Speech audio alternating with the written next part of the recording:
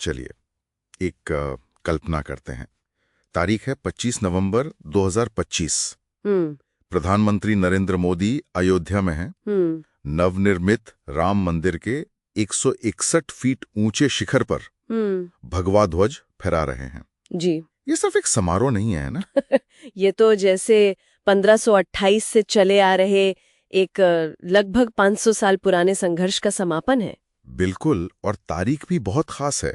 25 नवंबर मतलब विवाह पंचमी। हाँ, जिस दिन भगवान राम और सीता का विवाह हुआ था। एक तरह का पुनर्मिलन। सही। और आज के इस डीप डाइव का मिशन भी यही है। इस लंबी और काफी जटिल यात्रा के सबसे जरूरी पड़ावों को समझना। मतलब सिर्फ घटनाएं नहीं, बल्कि उनके पीछे की कहानी। बिल्कुल। हम 19वीं सेंचुरी के पहले कानूनी दांवपेच से लेकर आज की जो मॉडर्न इंजीनियरिंग चुनौतियां हैं, सब पर बात करेंगे। ठीक है, तो चलिए शुरू करते हैं। ये कहानी कानूनी तौर पर कहाँ से शुरू होती है? इसकी जड़ें मिलती हैं 1859 में, जब अंग्रेजों ने विवादित जमीन पर एक लोहे की बाड़ लगा दी थी। अच्छा, एक बाड़। हाँ, एक तरह से कह सकते हैं कि ये आधुनिक भारत के बंटवारे की एक रिहर्सल जैसी थी। मतलब मुसलमानों को ढांचे के अंदर नमाज की इजाजत मिली और हिंदुओं को बाहर राम चबूतरे पर पूजा करने की। यहीं से आप कह सकती हैं यथास्थिति की नींव पड़ी। स्टेटस को, मतलब जो जैसा है वैसा ही रहेगा। बिल्कुल। और यही वजह थी कि 1885 में जब महंत रघुबीर दास ने चबूतरे पर एक मंडप बनाने की इजाजत मांगी, तो जज ने माना कर दिया। हाँ, ब्रिटिश जज ने ये कहते हुए याचिका खारिज कर दी कि 356 साल पुरानी घटना को अब बदलना ठीक नहीं होगा, इससे सांप्रदायिक सौहार्द बिगड़ सकता है। और फिर आता है वो मोड़ जहां से सब कुछ बदल गया। 22-23 दिसंबर 1949 की रात, जब मस्जिद के गुंबद के नीचे राम लला की मूर्तियां प्रकट हो गईं। भक्तों के लिए तो ये एक चमत्कार था। लेकिन जो प्रशासनिक रिकॉर्ड्स हैं वो इसे एक सोची समझी, मतलब एक प्लान्ड घटना बताते हैं। इसमें उस वक्त के जिलाधिकारी के नायर, उनकी भूमिका बहुत अहम मानी जाती है ना। बहुत ज्यादा। ये कहानी का एक बहुत ही आकर्षक पहलू है। तत्कालीन प्रधानमंत्री नेहरू ने मूर्तियां हटाने का आदेश दिया, लेकिन नायर ने मना कर दिया। उन्होंने साफ इनकार कर दिया, कहा कि इससे बड़े पैमाने पर दंगे भड़क जाएंगे।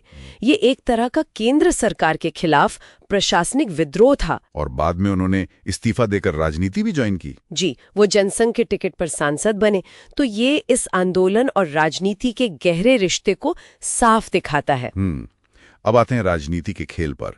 80 के दशक में ये मामला फिर गर्मा गया। हाँ, 1986 में राजीव गांधी सरकार ने शाहबानो मामले से नाराज हिंदुओं को खुश करने के लिए बाबरी मस्जिद के ताले खुलवा दिए। ये एक बहुत बड़ा पॉलिटिकल गैम्बल था। बिल्कुल, और इसने विश्व हिंदू परिषद के आंदोलन को एक नई जान दे दी।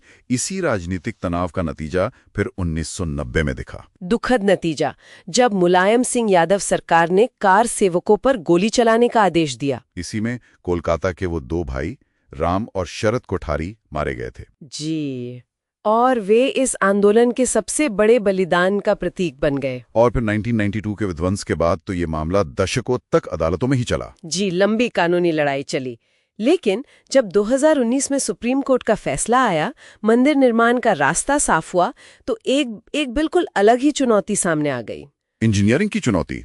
वो क्या थी? वो ये थी कि जब इंजीनियरों ने जमीन की जांच की तो पाया कि नीचे 15 मीटर तक सिर्फ भुरभुरी रेत है। ओह, अच्छा। अब सवाल ये था कि 1000 साल तक टिकने वाले मंदिर की नींव वो इस पर कैसे बन सकती है? तो इसका क्या हल निकाला गया? इसका सोल्यूशन निकाला IIT मद्रास के विशेषज्ञों ने। उन्होंने वो पूरी मिट्टी हटाई और उसे इंजीनियर्ड सॉइल से भरा। इंजीनियर्ड सॉइल, ये क्या होता है?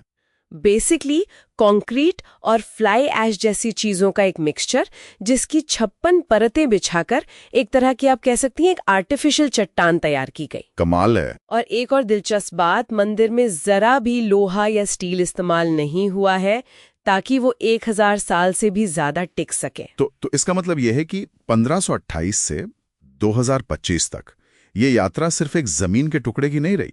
ये भारत की पहचान, उसकी राजनीति, समाज और उसकी इंजीनियरिंग की भी कहानी है। बिल्कुल। 1949 ने गुपचुप रखी गई मूर्तियों से लेकर 1990 के खून से सनी सड़कों तक और फिर 2019 के संवैधानिक समाधान से होते हुए आज सरयू के किनारे ये मंदिर खड़ा है। तो श्रोताओं के लिए एक अंतिम विचार छोड़ते हैं।